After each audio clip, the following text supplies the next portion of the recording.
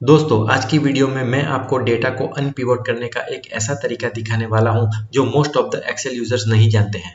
सबसे पहले आपको यहां पर यह समझना होगा कि डेटा को अनपिवट किसे कहते हैं। तो यहां पर मेरे पास एक छोटा सा डेटा है। इस कॉलम में मेरे पास अलग अलग प्रोडक्ट्स हैं और यहाँ पर हॉरिजॉन्टली मेरे पास अलग अलग मंथ है, स्टार्टिंग विद जनवरी और एंडिंग विद दिसंबर। और ये जो अलग अलग नंबर है वो है सेल्स डेटा। तो कुछ इस तरह के डेटा स्ट्रक्चर को हम कहेंगे क्रॉस टैब फाइल। इसका मतलब है यहाँ पर वर्टिकली एक वेरिएबल और यहाँ पर हॉरिजॉन्टली दूसरा वेरिएबल। अगर मैं यहाँ पर इस लाइन को कुछ इस तरह से रीड करूंगा जैसे कि फिटिंग पाइप्स 499 231 और ये बाकी सभी इंफॉर्मेशन को मैं इग्नोर करूंगा तो यहाँ पर इस लाइन का कोई मतलब नहीं रह जाता। तो यहाँ पर ये दो वैल्यू क्या है, इसके लिए हमें यहाँ पर वर्टिकली भी देखना पड़ेगा और यहाँ पर हॉरिजॉन्टली भी देखना पड़ेगा। तो कुछ इस तरह के डेटा को या फिर कुछ इस तरह के डेटा स्ट्रक्चर को हम कहेंगे क्रॉस टैब फाइल। लेकिन यहाँ पर इसी फाइल को हम यहाँ पर कुछ इस तरह के डेटा स्ट्रक्चर में कन्वर्ट करेंगे तो इस डेटा स्ट्रक्चर को हम कहेंगे फ्लैट टैब फाइल। तो यहाँ पर देखिए प्रोडक्ट नेम कितनी बार है, 12 टाइम्स। यहाँ पर हर एक मंथ शो हो रहा है स्टार्टिंग विद जनवरी टू दिसंबर और यहाँ पर इस प्रोडक्ट की पूरी सेल्स वैल्यू यहाँ पर आप देख सकते हैं। तो यहाँ पर इस डेटा में डिफरेंस क्या है, तो यहाँ पर आप ये जो सभी मंथ देख रहे हैं इन सभी मंथ को हमने यहाँ पर हॉरिजॉन्टल से वर्टिकल उतारा है और यहाँ पर ये जो सेल्स फिगर है उसे भी हमने हॉरिजॉन्टल से वर्टिकली उतारा है। तो यहाँ पर ये जो हर एक प्रोडक्ट है वो यहाँ पर 12 टाइम्स रिपीट होगी।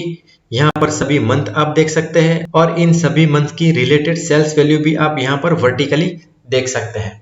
तो कुछ इस तरह के डेटा को हम कहेंगे फ्लैट टैब फाइल। और अगर हम यहाँ पर क्रॉस टैब फाइल को फ्लैट टैब फाइल में कन्वर्ट करना चाहते हैं तो उसके लिए हमें यहाँ पर डेटा को अनपिवट करना होगा।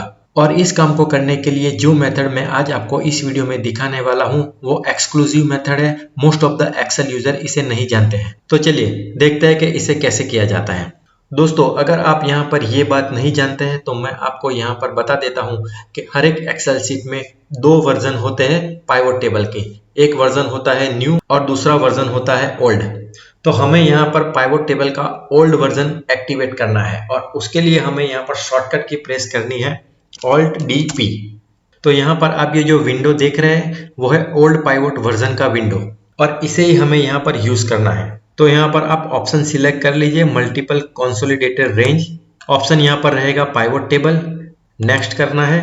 I will create page field, फिर से नेक्स्ट करना है। यहाँ पर हमें रेंज सिलेक्ट करनी है तो मैं यहाँ से यहाँ तक की पूरी रेंज सिलेक्ट कर लूंगा। मतलब कि मैंने ये पूरा डेटा सिलेक्ट कर लिया है इंक्लूडिंग हेडिंग।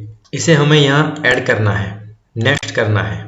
हम पाइवट टेबल इंसर्ट कराएंगे न्यू वर्कशीट में और मैं यहाँ कहूँगा फिनिश। तो यहाँ पर पाइवट टेबल इंसर्ट हो गया है। आप यहाँ पर ये जो डेटा देख रहे हैं और हमारी ओरिजिनल फाइल का डेटा ऑलमोस्ट सेम है। अब हमें डेटा को अनपिवट करने के लिए कुछ भी नहीं करना है, बस एक सिंपल ट्रिक का यूज करना है। आप यहाँ पर ये जो टोटल देख रहे हैं ग्रांड टोटल, इसे हमें डबल क्लिक करनी है। तो देखिए विद इन सेकंड हमारा डेटा अनपिवट होके हमारे सामने शो हो चुका है। इस कॉलम का नेम आप चेंज कर सकते हैं। मैं चेंज कर लूंगा प्रोडक्ट। इस कॉलम का टाइटल भी मैं चेंज कर लूंगा, टाइप कर लूंगा मंथ और इस कॉलम का नेम हम वैल्यू ही रहने देंगे। तो देखा दोस्तों कितनी आसानी से हमने डेटा को अनपिवट कर लिया और हमने यहाँ पर पावर क्वेरी का भी यूज नहीं किया है। तो दोस्तों इस ट्रिक का यूज करके आप डेटा को अनपिवट कर सकते हैं विद इन सेकंड और आप अपना काफी सारा टाइम बचा सकते हैं। तो दोस्तों मुझे उम्मीद है आज की वीडियो से आपने जरूर कुछ नया सीखा होगा। अगर आपको मेरी चैनल के कंटेंट पसंद आ रहा है तो मेरी चैनल को लाइक शेयर और सब्सक्राइब जरूर कर दीजिए। तो फिर मिलते हैं अगले वीडियो में, तब तक के लिए goodbye, have a nice day.